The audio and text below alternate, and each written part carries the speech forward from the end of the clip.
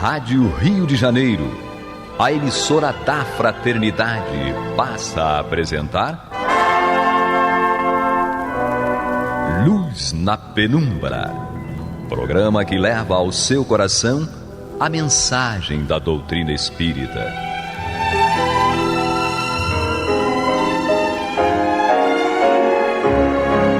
E com vocês, Eduardo Araújo, para o estudo de O Livro dos Médiuns, da obra codificada por Allan Kardec.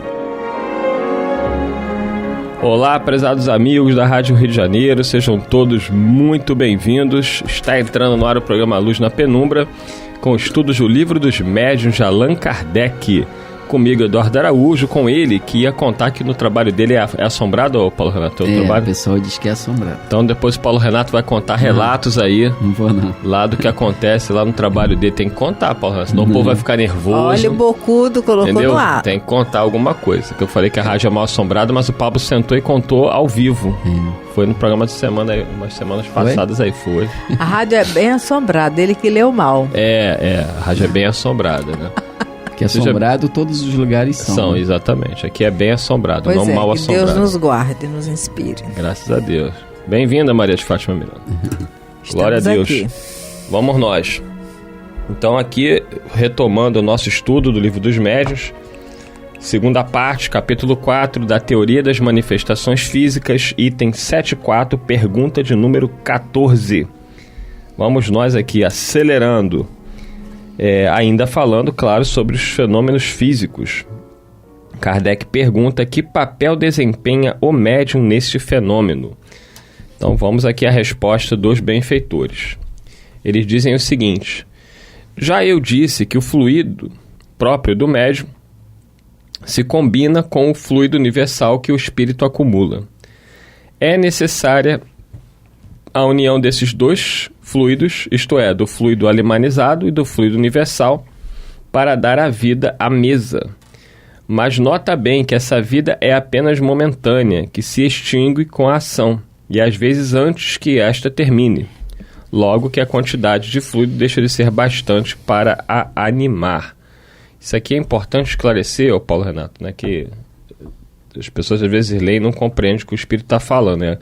Não é que a mesa fique viva, né? Mas é porque ela está envolvida por uma energia, e essa energia faz com que o espírito possa movê-la, né? É uma vida, como eles colocam, factícia, não é uma vida real, ela está envolta daquela energia que obedece à força do pensamento. Isso, e se nós formos, digamos, levar isso ao extremo, essa questão de vida, a gente deveria dizer também que um objeto que recebeu uma descarga elétrica e foi parar longe, né, parece que ele dali também, naquele momento, era dotado de vida, mas a vida ali, nesse sentido aí, era momentânea e por força de um empréstimo de energia que não estava nele, estava fora dele. Quando um raio atinge e qualquer objeto, ele é lançado. Quem vê de longe fala assim, poxa, o objeto está voando, está andando sozinho, alguma coisa assim. Mas não é assim que as coisas se dão. E ele fala aqui da questão da quantidade de fluido, né, que essa ação, ela demora tanto quanto a saturação do objeto, a saturação de fluidos. Isso dá para se entender porque determinados médios, mesmo os chamados de efeito físico, não produzem todos os fenômenos. Às vezes os espíritos só conseguem produzir com aquele tal médio fenômenos chamados mais simples, né? Aqueles fenômenos de deslocamento de uma mesa pesada, né, de levantar uma pessoa ou coisa parecida, com determinados outros médios eles não se dão, porque o médio não tem a força fluídica, não libera a energia adequada, em quantidade adequada, para saturar aquele objeto mais pesado de forma que ele possa ser erguido, como dizia o próprio, acho que Bozano, quando falava da alavanca. Então, há que se ter combinação, simpatia entre a força fluídica do médium e do espírito, que pretende promover o fenômeno, mas também o médium tem que oferecer a quantidade de energia necessária. Isso realmente não é tão simples de encontrar, né? Nós temos um exemplo aqui no Rio de Janeiro, né? O Lar de Frei Luís realizou durante muitos anos reuniões, né, de materialização, inclusive e sobretudo reuniões de tratamento espiritual, né, com a materialização de espíritos fazendo tratamento materializados. Quando o médium Gilberto, né, Gilberto Arruda, desencarnou, até hoje, né, já tem muitos anos que o Gilberto desencarnou, não se encontrou nenhum outro médium, até hoje, com as condições que o Gilberto oferecia para aquele tipo de tarefa. Quer dizer, o trabalho no Frei Luís continua, os espíritos continuam atuando, mas de outra maneira. A materialização do espírito, como ocorria dentro da sala preparada para o tratamento, isso não foi mais possível até o presente momento. O que mostra, né, a explicação do Paulo Renato de que esse tipo de mediunidade ela não ocorre no mesmo grau em todos os médios. Não, e até mesmo o médium tem que ter tanto uma expansão, a expansibilidade do perispírito para que ele possa doar e a quantidade, né? Porque existem fenômenos que o espírito só consegue materializar a mão, não é? A doação do ectoplasma não é abundante para que o espírito se materialize totalmente. Que foi o caso que eu falei no último programa, né? De pessoas que a minha tia recebeu um tapa. Não, o espírito só materializou a mão. Pois é. Ele não tinha condições de materializar todo o corpo, porque se ele pudesse, ele apareceria de frente para ela, mas foi possível somente a mão, de acordo com a quantidade de energia, né, que era possível ali, de que os espíritos conseguiram ceder naquele momento. É interessante isso, porque as pessoas que ouvem falar desses fenômenos, lê a obra espírita, elas falam, mas os espíritas dizem, através da obra, que os espíritos estão em toda parte, no circunvolve, estão sempre presentes, mas como é que meu pai, minha mãe, que tanto me ama, a quem eu tanto amo, como é que não se comunica, não se faz presente, não dá um sinal? Então, a gente, estudando a doutrina espírita, por exemplo, né, e outros grandes pesquisadores, na época de Kardec e depois de Kardec, a gente observa que o fenômeno, para a produção do fenômeno, para que o espírito se comunique de uma forma tátil, de uma forma mais clara, objetiva, não é tão fácil, não é tão simples. Não é tão simples. As condições que o espírito tem que encontrar, deve encontrar, para a produção do fenômeno, essas condições nem sempre se encontram em todas as pessoas, em todos os lugares. Tem pessoas que são mesmo refratárias, tem ambientes que são absolutamente refratários. Então, é o que os espíritos falam, que a gente deve se elevar à altura daqueles a quem nós rogamos auxílio. Então, com, às vezes, o ódio no coração, com mágoa, ressentimento, a gente pede a Deus que o pai, a mãe se comunique, com o filho se comunique, mas a gente não está oferecendo a condição adequada, que é o coração mais pacificado. Né? É uma situação, mas de qualquer maneira, em linhas gerais, é isso. Não é tão fácil a comunicação. Sim.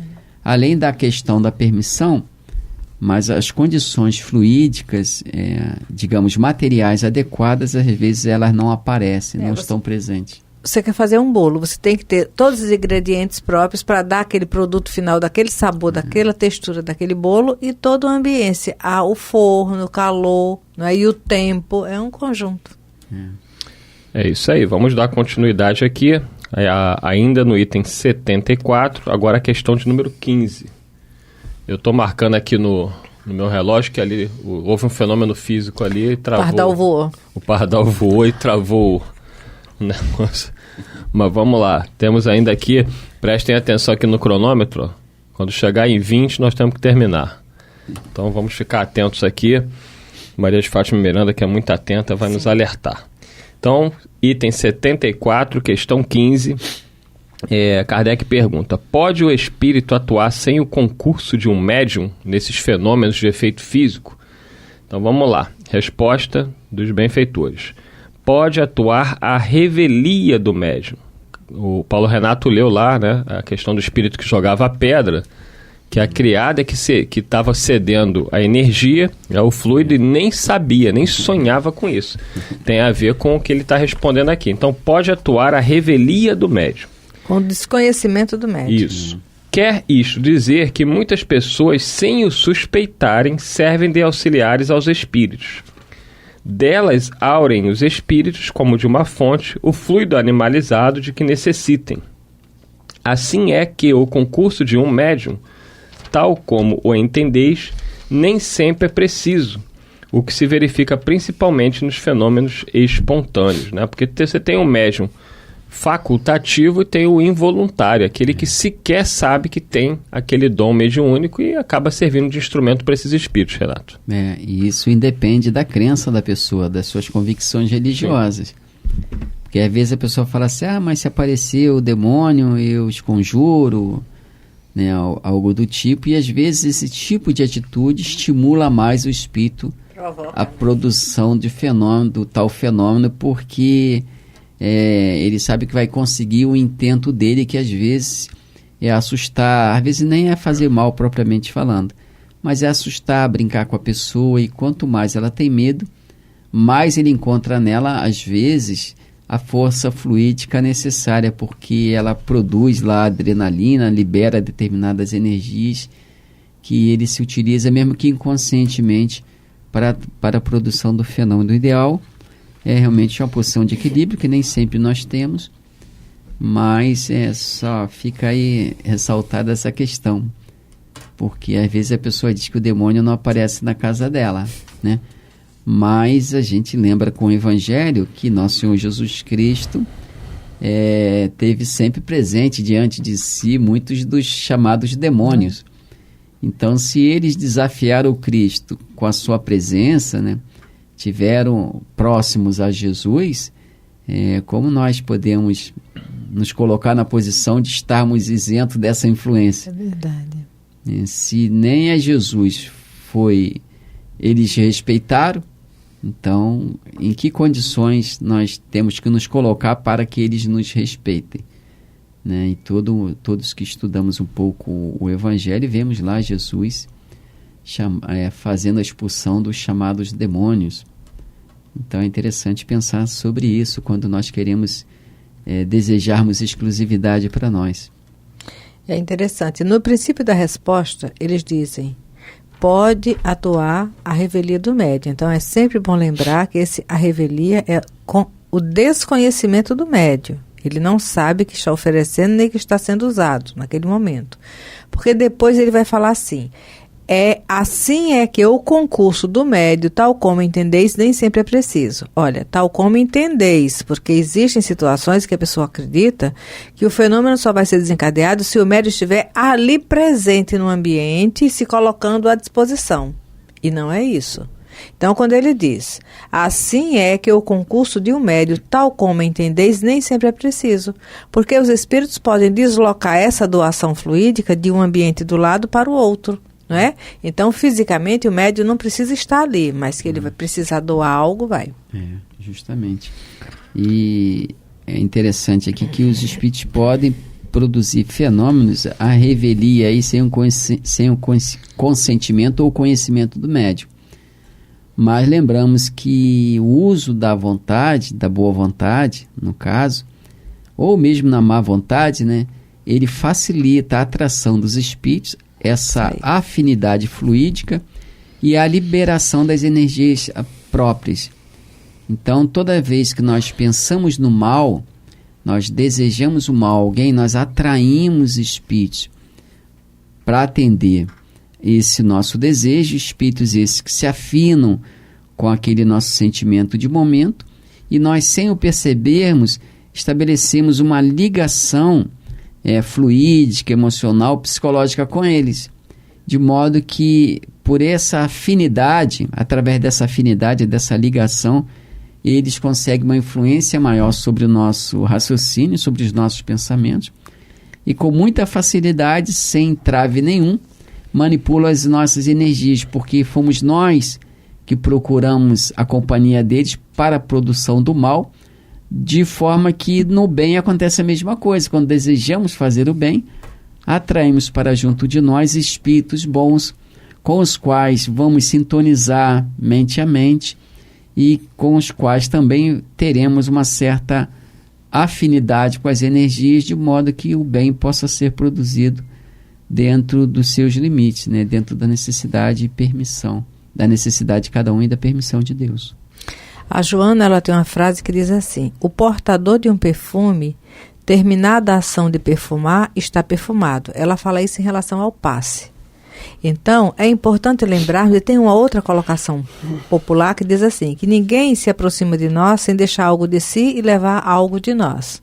Então, em relação a esses espíritos e a esses fenômenos, quando a intenção não é voltada para o bem, ninguém se iluda de que vai atrair um espírito desse, que vai doar a intenção algo, que ele vai desencadear o fenômeno e ponto. Porque a partir do momento que o espírito nesse compromisso mais baixo aproxima-se do médio, ele vai deixar algo dele com o médio, não é?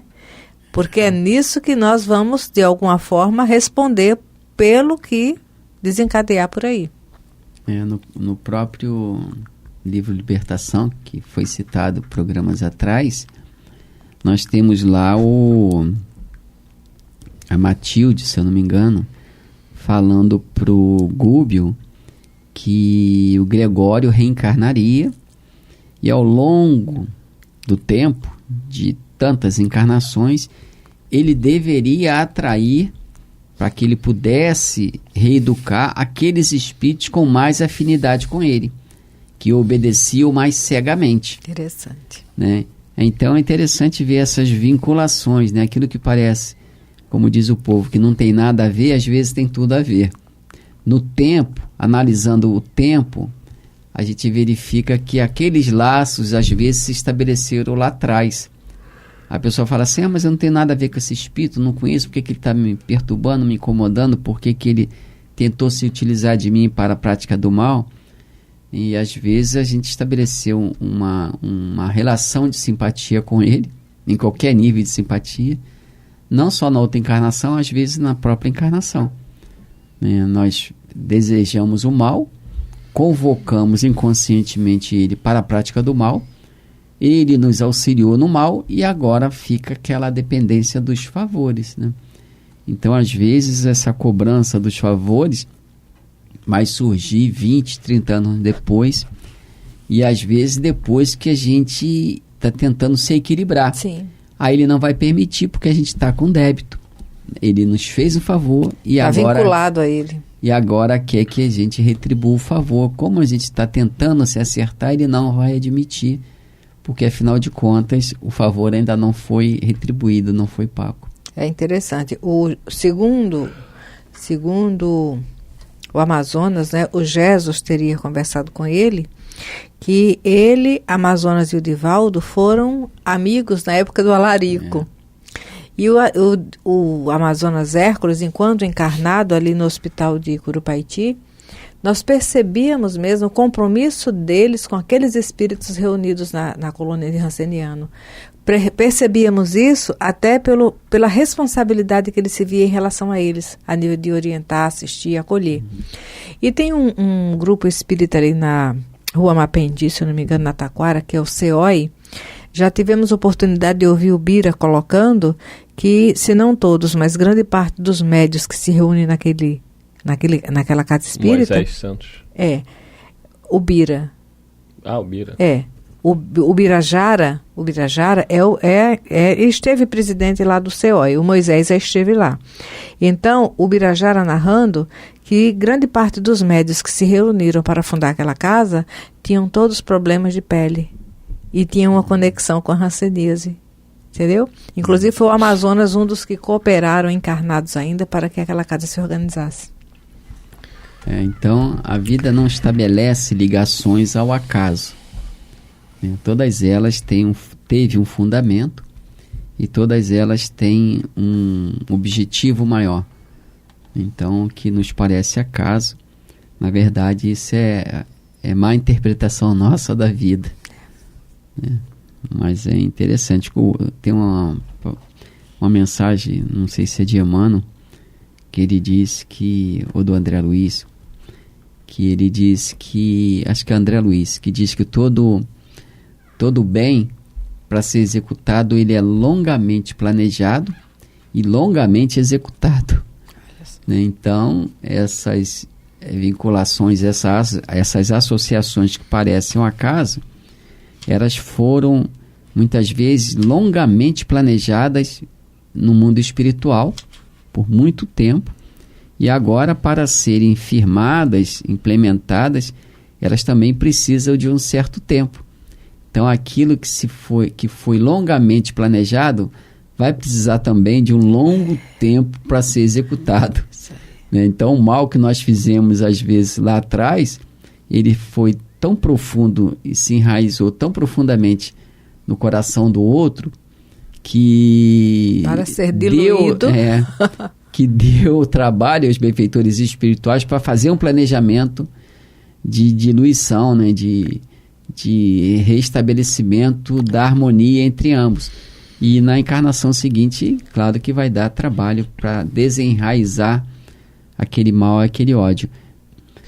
Tanto os fenômenos do mundo físico, né? Temos ainda 4 minutinhos aí para terminar, quanto os fenômenos do mundo moral, eles geram dúvidas, né? Porque o do mundo físico, Kardec está explicando aqui como é que os espíritos atuam, né? Para mover objetos, para atuar sobre a matéria. E quando os fenômenos de ordem moral acontecem, a gente também fica buscando explicações, né? Da justiça de Deus, por que Deus permitiu isso. Você pode perguntar, uma casa, como eu vi uma reportagem uma vez na televisão, tinha combustão espontânea. Os próprios bombeiros estavam atônitos, porque eles entraram na casa e o bombeiro falou que a corda, a roupa que estava na corda, o lençol começou a pegar fogo do nada. O colchão da menina, que aparentemente era que doava a energia, pegava fogo. E aí você se pergunta, meu Deus, por que esse sofrimento dessa família? Né? Por que está sendo permitido que esses espíritos produzam esses fenômenos? Tem uma explicação. A gente pode até desconhecer, sim, mas há uma razão para aquilo tudo estar acontecendo. E com certeza o fenômeno vai despertar aquela família para outra realidade, para buscar ajuda, enfim. Da mesma maneira, quando acontecem as coisas conosco, né, questões de ordem emocional, moral, dores morais, a gente faz as mesmas perguntas, né? Por que Deus está permitindo? É o que o Paulo Renato estava explicando, né? O teu sofrimento, prezado amigo ouvinte que está passando aí por dores agora, por sofrimentos, por lutas, é uma oportunidade de aprendizado. Algumas dessas dores foram provocadas pelas nossas escolhas hoje, nessa encarnação. Se não foi nesta encarnação, certamente foi de outra. Mas a justiça, ela está sendo feita não com o objetivo de nos punir, mas de nos fazer aprender a nos tornarmos pessoas melhores, já que a dor, ela tem esse papel, né, ainda num planeta como o nosso, espíritos inferiores que somos, a dor nos desperta, como diz a Luísa Guigino, sim, é o despertador, Maria de Fátima Miranda. Nos freia, né, também. Nos freia. Nos freia, Às vezes as consequências estão nessa vida por conta da nossa rebeldia. Reencarnamos com o planejamento X, quando a vida se manifesta, nós queremos fugir. E aí a coisa complica. É isso aí. Temos 1 minuto e meio, Paulo Renato. Só para lembrar para mim mesmo, né, que essa é a função da religião. Nós temos usado a religião como uma ferramenta, tentado usar a religião como uma ferramenta para afastar de nós os problemas. Mas a função da religião é justamente nos dar as forças morais e compreensíveis, né? De modo que a gente compreenda o que está acontecendo. Essas forças morais vão nos colocar naquela posição que os espíritos falam de resignação. Né? Não a resignação passiva, indiferente, mas aquela resignação confiante, né? De que se trabalharmos, a misericórdia de Deus nos auxiliará a dar solução aos nossos problemas. Então a religião, repito, tem justamente essa finalidade, não de nos tirar os problemas que nos cabem. É isso aí. Dito isto, chegamos ao final de mais um programa, agradecendo a Jesus a oportunidade de estarmos aqui juntos, estudando na nossa Rádio Rio de Janeiro, emissora da Fraternidade, e semana que vem, se Deus quiser e permitir, aqui estaremos mais uma vez. Muita paz. Que Jesus nos guarde, muita paz. Deus nos abençoe. Você está ouvindo o programa Luz na Penumbra.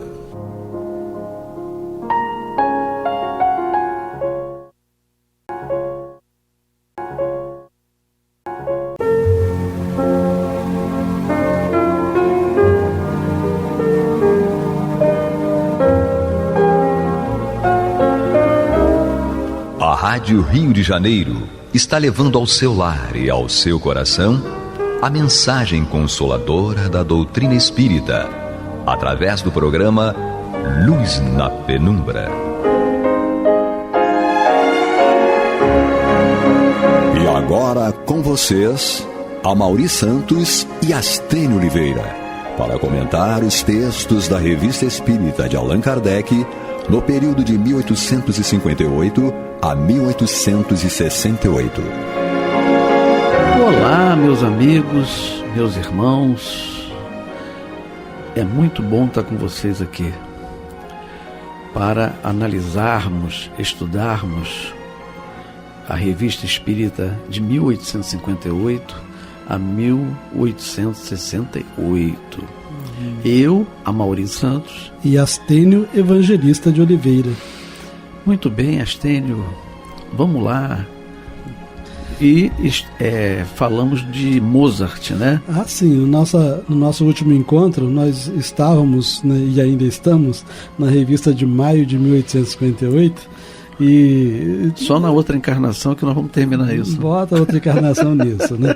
Bom, então nós estávamos estudando Conversas Familiares de Além Túmulo, que foi uma entrevista familiar, obviamente, com o espírito Mozart, que ele falou sobre a música, né? Enfim, deu lá uma série de informações até a respeito do mundo onde ele vive atualmente, enfim, né? Bom, e hoje nós vamos pegar um outro tema na mesma revista de maio de 1858, intitulado O Espírito e os Herdeiros. Então você já viu que deve ser coisa interessante, né? Sim. Então, desencarnado falando da herança que deixou, né? Vamos ver o que tem de novo aqui. Bom, então Kardec escreve o seguinte: de Haia, na Holanda, um de nossos assinantes comunica-nos o seguinte fato ocorrido num círculo de amigos que se ocupavam com as manifestações espíritas. Então, isso aqui, um círculo de amigos, pode ser uma reunião familiar ou até não, até ser um centro mesmo. Sim. Né? Mas assim, mais íntimo, né? Sim. Isso prova uma vez mais, diz ele, né, diz então esse correspondente, né, o assinante da Revista Espírita, isso prova uma vez mais, diz ele, e sem nenhuma contestação possível, a existência de um elemento inteligente e invisível agindo individual e diretamente sobre nós. Então esse assinante da Revista Espírita traz um fato, né? Relata um fato e diz que esse fato prova a existência de um elemento inteligente e invisível agindo individual e diretamente sobre nós. Então, um ser inteligente e invisível, né? Sim. Bom, aí prossegue Kardec, né, dizendo o seguinte: os espíritos se anunciam, Kardec dizendo que esse assinante fez esse relato, né? Sim. Então, os espíritos se anunciam pelo movimento de pesadas mesas e pelas pancadas que desferem. Interessante, né? Quer dizer, era essa forma de comunicação dos espíritos. Nós hoje consideramos rudimentar, mas de qualquer forma era arcaica, né? Arcaica, mas de qualquer forma era uma forma patente de que ali existia de fato algum espírito, né? E como mudou, né, a forma que eles faziam para a atualidade, né? Sim, então, e na atualidade você sempre se dá o direito de ter dúvidas se quem está se comunicando se é o espírito mesmo. Sim. Né? Mas vamos lá. Então, os espíritos se anunciam pelo movimento de pesadas mesas e pelas pancadas que desferem. Pergunta-se-lhes os nomes. Aí eles respondem: finados senhor e senhora G. G ponto, né? Muito afortunados durante a existência, muito ricos, né, durante a existência. O marido de quem provinha a fortuna não tendo filhos, deserdou seus parentes próximos em favor da família da esposa. Esse relato aqui é importante para entender o restante, o que vai acontecer, tá? Então, comunicaram então esses dois espíritos aqui, né, o marido e a esposa, isso, né? O senhor e a senhora G, né, que foram muito ricos durante a existência. O marido, de quem provinha a fortuna, então era ele que era o rico, né, não tendo filhos, deserdou seus parentes próximos em favor da família da esposa. Então, uma vez que ele não era obrigado a deixar a herança para outros parentes, ele não tinha filhos, ele deixou para os parentes da esposa, né? Perfeito. Morta pouco tempo antes dele. Então, a esposa já tinha desencarnado e ele fez o testamento deixando os bens para os parentes dela, que a gente vai ver mais depois. Ele fez isso porque eles eram mais necessitados, né? E aí tirou os parentes dele, né? Bom, entre as 9 pessoas presentes à sessão, encontravam-se 2 damas deserdadas. Então, 2 damas deserdadas, automaticamente, eram 2 damas da família dele, tá certo? Sim. Porque foi a família dele que foi deserdada, ok? Olha a celeuma que ele está criando. Nossa, né? Você cria confusão para depois da morte, e depois fica atrapalhado lá, né? É melhor que a gente organize tudo antes de deixar o mundo físico. Bom, entre as 9 pessoas presentes à sessão, encontravam-se 2 damas deserdadas, bem como o marido de uma delas. Então, 2 damas que eram parentes do senhor G e o marido de uma dessas damas estava presente nessa reunião de 9 pessoas, tá certo? O senhor G fora sempre um pobre diabo, né? Quer dizer, provavelmente iletrado, né? Ficou rico por outras causas, né? Então o senhor G fora sempre um pobre diabo e o mais humilde servidor de sua esposa. Então, ele fazia tudo que ela pedia. Isso né? Após a morte da esposa, né, sua família instalou-se em sua casa para cuidar dele. Então a família do senhor G se instalou na casa dele para cuidar dele. O testamento foi feito com um atestado de um médico declarando que o moribundo gozava da plenitude de suas faculdades mentais. Então não tinha como anular. Porque, né, ele tinha feito conscientemente. Né? O cuidado da dama deserdada, que designaremos sob a inicial R, usou da palavra nestes termos. Então aquele marido que estava presente, né, usou da palavra nestes termos. Como ousais, ele está repreendendo o espírito, né, do senhor G. Como ousais apresentar-vos aqui depois do escandaloso testamento que fizestes, né? Ou seja, fez um testamento deixando tudo para os parentes da esposa, os familiares da esposa, né? Agora os parentes dele estavam na reunião, ele vai ali se apresentar, né? Sim, né? Como ousa. Então, como ousais apresentar-vos aqui depois do escandaloso testamento que fizestes. A seguir, exaltando-se cada vez mais, então ele era pavio curto, né? Grosso, não é isso? Então, a seguir, exaltando-se cada vez mais, acabou por lhe dizer injúrias, então injuriou o espírito. E obviamente que esse espírito não era o espírito superior, né? Exatamente. Então, o espírito superior, se você injuriar, ele pode relevar, mas o inferior... Aí Astênio, você vê que nós saímos do plano visível e vamos para o plano invisível iguaizinhos àquilo que nós somos. A mesma coisinha. É isso mesmo. Então, às vezes até dá uma melhorada quando você tem já um certo grau de inteligência, né, de sensibilidade. Em que você... Mas se ele é grosso, ele é grosso mesmo. Assim Então vamos lá. A mesa, olha o que aconteceu. A seguir, exaltando-se cada vez mais, acabou por lhe dizer injúrias. A mesa, então, deu um salto e atirou a lâmpada, deve ser um lampião, né? Sim. Porque isso era século XIX, né? Atirou a lâmpada com força na cabeça do interlocutor. Né? Kardec não menciona aqui, ou esse assinante da Revista Espírita não menciona o tamanho dessa mesa, mas o fato é que existia uma lâmpada sobre essa mesa e a mesa se balançou e geralmente jogou... é um lampião, né? Porque não tinha luz, né? Sim, então digo assim, mas o tamanho da mesa, né? Se era pesada, se não era, se era pequena, se não era, né? Porque às vezes para para psicografia usava uma mesinha pequena, né? Exatamente. Sabe? Então, mas o fato é que a mesa se deu um salto e atirou a lâmpada, o lampião, enfim, né, na cabeça do marido, do marido inconformado aqui, né? Bom, este marido, né, lhe pediu desculpas, né? Quando viu que ele reagiu, ele pediu desculpas, né? Este lhe pediu desculpas por aquele primeiro impulso de cólera. E aquela, deve ser a esposa dele, perguntou-lhes o que vinham fazer ali. Então ele pediu desculpa e a esposa perguntou aos espíritos, agora mais calmos, né, o que vinham fazer ali. Aí eles respondem: viemos prestar conta das razões de nossa conduta. Sim. Então eles sabiam que eles estavam inconformados. Ele tinha um drama de consciência também, né? Talvez. Porque, né? A família dele estava inconformada. A família estava inconformada. E eles, às vezes, eu acho isso, remorso, né? E resolveu, então, justificar, dizer por que fizeram aquilo em razão de tanto dinheiro que ele tinha.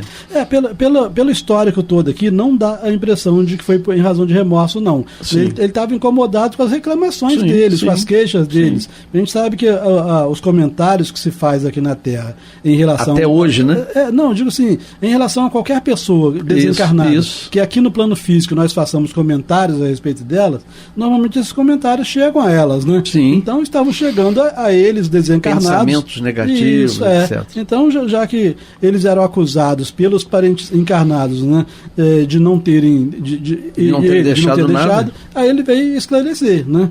Bom, tentar esclarecer, né? Bom, então viemos prestar conta das razões de nossa conduta. Aí está aqui entre parênteses: as respostas eram dadas por meio de pancadas indicando as letras do alfabeto. Então a gente vê que não era... Devia demorar, né? Demorar. Nossa a gente Senhora. vê que não era uma psicografia, né? Normal, né? Nossa. Então era letra a letra, enfim, pancada por pancada. Verdade. Bom, aí conhecendo a inépcia do marido, o senhor R disse-lhe bruscamente que ele devia retirar-se. Então o senhor R era o marido de uma das mulheres, tá? Sim. Era o nervosinho. Tá certo? Então, conhecendo a inépcia do marido, o senhor R disse-lhe bruscamente que ele devia retirar-se e que só ouviria a esposa. Você vê, como ele sabia que ele era um títere da esposa, então ele falou assim: não quero falar com você, quero falar só com a sua esposa, né?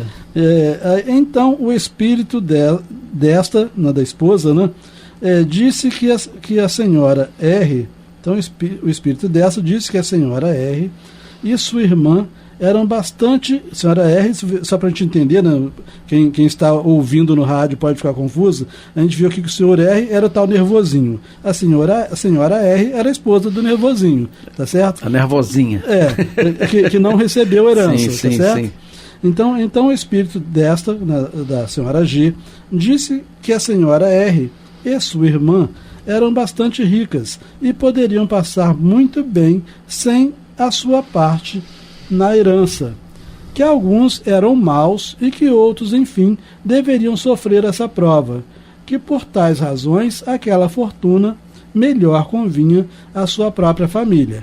Então, já que o senhor R não queria ouvir o senhor G, a senhora G se manifestou esclarecendo, né, que eles tinham dinheiro e que não havia necessidade. Sim, e como a família dela era humilde, né? Era humilde, então o marido deixou. Né? Certamente ela já tinha feito a cabeça dele antes de desencarnar, já que era ela que mandava, né? Sim. Bom, prossegue. O senhor R não se deu por satisfeito com essas explicações e manifestou sua cólera em reprimendas injuriosas. Então o senhor R, o tal marido... Nervosinho. O nervosinho, continua agredindo, né? Sim. Então manifestou sua cólera em reprimendas injuriosas. A mesa, então, agitou-se violentamente, empinou-se, bateu fortes pancadas no assoalho. Então já dá para a gente ver aqui que era uma mesa pelo menos relativamente grande, porque os pés estavam no assoalho, né, porque às vezes você tinha mesinha que ficava em cima da mesa, né, quando amarrava o lápis, né, para psicografia, esse tipo de coisa, né. A mesa então agitou-se violentamente, empinou-se, bateu fortes pancadas no assoalho e atirou mais uma vez a lâmpada sobre o Sr. R. Ainda bem que essa lâmpada não quebrbrava fácil, né? Porque... devia ser GE. Mas é porque era o lampião, né? Normalmente era de ferro, né? Então vamos lá. Após acalmar-se, o espírito tentou convencer que, desde sua morte, tinha sido informado de que o testamento fora ditado por um espírito superior. Então, agora, depois que acalmou o desentendimento entre o senhor G, embora aqui fala o espírito, a gente não tem certeza se era o senhor G ou se era a senhora G. Tá? Um dos dois falou aqui, né? Sim. Então, após acalmar-se, o espírito tentou convencer que, desde sua morte, tinha sido informado de que o testamento fora ditado por um espírito superior. Então, o que ele está dizendo aqui? O senhor G, encarnado, fez aquele testamento, mas eles souberam, depois de desencarnados, que ele foi inspirado por um espírito superior para poder fazer aquilo, porque de fato aquela família precisava dessa prova, não merecia. Ele foi intuído, né? Isso, aquela família não merecia essa herança e daí por diante. E você vê também, pelo que você está lendo, o orgulho e a vaidade daqueles que ficaram sem o dinheiro. O famoso dinheiro material, sim, que sempre irrita quem não recebe. É verdade, né? A pessoa não se esforça em nada para obter o dinheiro, mas depois acha que o dinheiro tem que ser dele. Tem dinheiro. Né? O senhor R, então aqui é o nervosinho, sim, né? Agora a gente já conhece o senhor R, né? R de irritado. Vamos lá. Então o senhor R e suas senhoras, não mais desejando prosseguir em uma contestação inútil, ofereceu-lhe sincero perdão. Então, agora, o senhor R, que era o encarnado, perdoou sinceramente o senhor G. Compreendeu. Compreendeu, né? Como se tivesse reconhecido, né, que ele tinha agido certo. Principalmente porque ele esclareceu que foi um espírito superior que teria, né, intuído, sim, e daí por diante. Né? Logo, a mesa se levantou para o lado do senhor R e desceu suavemente contra o seu peito. Então é como se fosse um abraço agora, né? Não jogou mais a lâmpada em cima dele. Né? Então desceu suavemente contra o seu peito, como se quisesse abraçá-lo. As duas senhoras receberam o mesmo gesto de gratidão. Então a mesa, aí é que entra aquele negócio, né? Como é que a mesa está fazendo um gesto suave e tal, mas era uma mesa de certo porte, né? Mas de qualquer forma se movimentava na direção de um, na direção de outro, né? Como se quisesse dar um abraço, né? Bom, então como se quisesse abraçá-lo. As duas senhoras receberam o mesmo gesto de gratidão. A mesa tinha uma vibração muito pronunciada. Então, a mesa externava ou exteriorizava uma vibração. Obviamente que essa vibração era a vibração... Uma energia, né? Mas era a vibração dos espíritos, né? E não da mesa, sim, em si. Serenados os ânimos, o espírito lamentou a herdeira atual, dizendo que acabaria por tornar-se louca. Então, esse espírito, que poderia ser o senhor G ou a senhora G, não foi esclarecido, lamentou que uma herdeira atual, ou seja, da família, sim, da esposa, né, dizendo que ela acabaria por tornar-se louca. O senhor R o censurou também, mas afetuosamente, por não haver feito o bem. Então ele ainda não estava muito bem conformado. Né? Ele perdoou, mas não perdoou. É como se ele dissesse assim, tudo bem que nós não fizemos o bem, somos até maus, etc. Mas você também não fez o bem a ninguém. Né? Exatamente. Então vamos lá. O senhor R o censurou também, mas afetuosamente, por não haver feito o bem durante a vida, quando possuía tão grande fortuna. Acrescentando que ela, a senhora G, né, não era lamentada por ninguém, ou seja, ele era malzinho mesmo, né? Então, ele disse, você também não fez o bem a ninguém, a sua esposa morreu e ninguém lamenta a morte dela. Né? É isso aí. Vamos lá. Sim, respondeu o espírito, há uma pobre viúva que mora na rua, isso aqui indica, né, pela resposta, que quem está falando foi a senhora G, tá? E não o senhor G. Então, assim, sim, respondeu o espírito. Há uma pobre viúva que mora na rua, pontinho, pontinho, então ela deu o endereço, tá?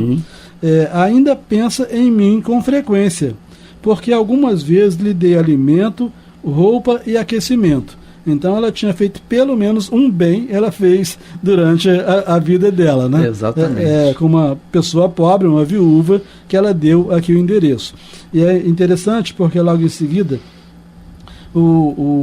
esse correspondente da revista diz o seguinte: não havendo o espírito dado o nome dessa pobre mulher, da viúva, um dos assistentes foi à sua procura e a encontrou no endereço indicado, né? Ela Sim. tinha dado o endereço, né? E o que não é menos digno de nota é que, depois da morte da senhora G, que foi quem ajudava essa viúva, né? A viúva havia mudado de domicílio. É este o último que foi indicado pelo espírito. Né? Então, comprovando a veracidade do fato. Né? Porque a viúva não morava mais no mesmo endereço onde a senhora G a ajudava quando estava encarnada. Já tinha mudado de endereço e a senhora G informa o novo endereço dela. E você vê, né, Astênio, que um gesto de caridade marcou aquela família. E isso, eu queria até chamar a atenção para isso também, porque isso faz lembrar o avô do André Luiz, né? Sim. O avô do André Luiz, o único bem que ele fez durante a existência dele, e a gente se lembra no livro Nosso Lar, ele lá no umbral, carregando lama no peito, como se fosse ouro, né? E o único bem que ele fez durante a vida dele foi ajudar a formação do André Luiz. Né? Ele entregando, médico, né? Entregando o recurso à mãe do André Luiz, né? Para poder garantir a faculdade do André Luiz, essa coisa toda. E a gente verifica que depois de tantas décadas, né, dele desencarnado, quem vai socorrê-lo no umbral? O próprio André Luiz, né, o que confirma que nenhum bem que se faça fica perdido. Exatamente. Né? Então, se espiritualmente a gente quiser ser rico, multiplica a ajuda ao próximo, né? E aquilo que o Chico fala, né? O bem que a gente faz é o bem que volta pra gente. Por mais décadas que ocorreram, ele se lembrou do avô. Sim. E procurou ajudá-lo. E a gente aprende na doutrina espírita que, na verdade, só é realmente nosso, né, aquilo que nós damos, né? Não é aquilo que nós guardamos. A herança, conosco, né? A herança. Não é aquilo que nós retemos conosco, né? Sim. Enterrando os valores, né, que a vida, né, material, que a vida nos oferece, né? Então, valor enterrado é arrancado, né, como diz a parábola do Cristo, né? Sim. Valor, ele é enterrado e é comido, roubado, né? Os ladrões roubam e daí por diante. Então, o melhor investimento que a gente tem que fazer é na ajuda ao nosso semelhante, né? E não partir do princípio equivocado de que só tem valor se nós ajudamos os estranhos, né? Deus não nos aproximou dos familiares por acaso, né? A nossa responsabilidade maior começa com os próprios familiares em necessidade. Exatamente. Os irmãos que chegam até nós, não há vínculo, mas existe vínculos anteriores. Sim, né? Sim, a gente nunca sabe de onde eles estão. Não é o acaso. De onde eles estão vindo, né? É verdade. Agora, pena que nosso tempo está acabando, mas esse tema também acabou, tá? O do espírito e os herdeiros, esse acabou. Não adianta a gente começar agora um novo tema, né? Sim. Então a gente deixa para o nosso próximo encontro, o próximo tema. Então, Astênio, vamos deixar para a próxima. Eu, Amaury Santos. E Astênio Evangelista de Oliveira. E o Pablo na Contra-Regra. Na Contra-Regra, tá? Um abraço e até breve.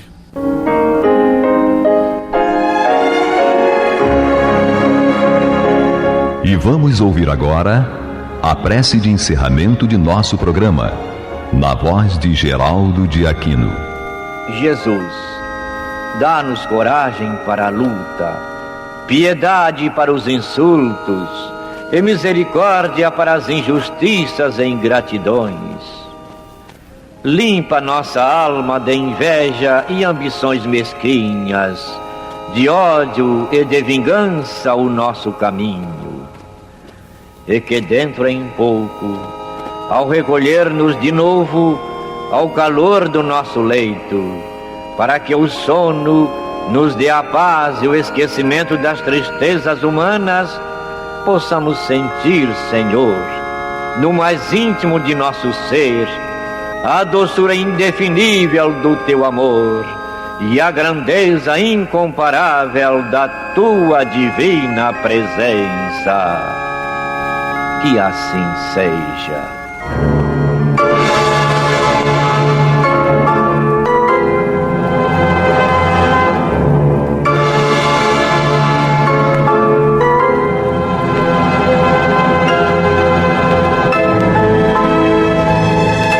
Acabamos de apresentar o programa Luz na Penumbra, que voltará a ser apresentado amanhã às 21 horas nesta emissora.